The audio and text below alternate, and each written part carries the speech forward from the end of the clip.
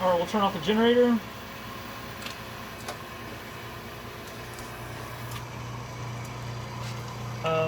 I'm going to use a T20 and a T25.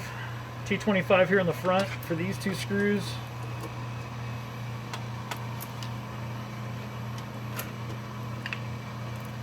And then a T20, there's two screws here, side. You'll need a right angle T20 on the far side, on the right side. Do that.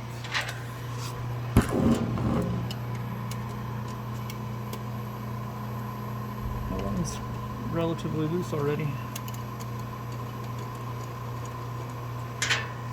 Then the whole front panel should fold down. You know what, I should shut off the generator entirely here. We'll do the key and the e-stop button.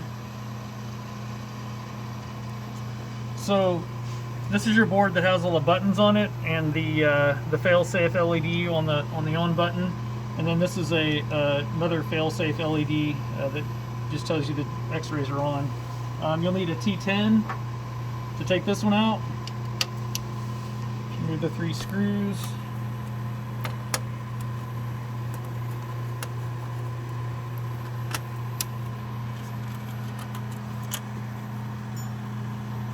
Pull it away from the standoffs and then hold the connector on the cable and just disconnect it.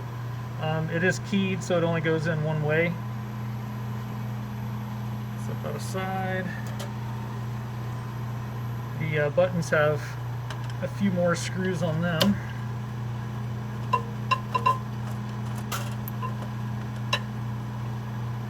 This is a little bit harder than the one I did the first time because the V20 is in the way. You get a right angle T10. You could also just pick this up and lay it flat. Oh, I didn't realize it would do that. Okay. That works better. It's good having you around, Ken. Every once in a while. We'll also have to take off the top panel so we can disconnect the ribbon cable.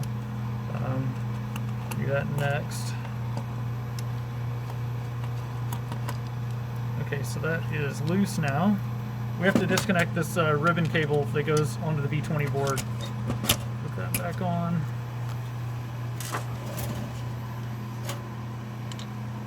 This is also a T10. Oh, it's already loose. Yeah, so Larry, you just have to loosen up there's 4 T10 screws. You've probably done this before, but loosen them up and then you should be able to slide the panel off. This ribbon cable is just back down here at the bottom, and just gently pull it out, and then we'll feed that back through.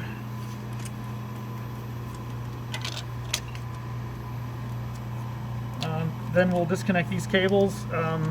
The circuit board has labels for which ones they are on in the circuit itself. It's part of the copper layer. And then these connectors should be labeled as well. So this should be X502. This one should be X, what is that, 506.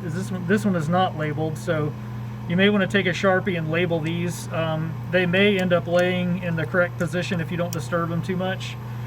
And then we've got one more that's kind of over here by the e-stop button that's a little bit hard to get to.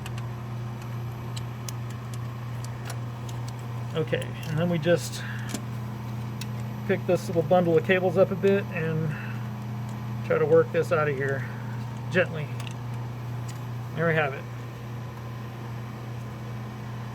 All right, excellent. And just do it in reverse to put the new ones in. Yeah.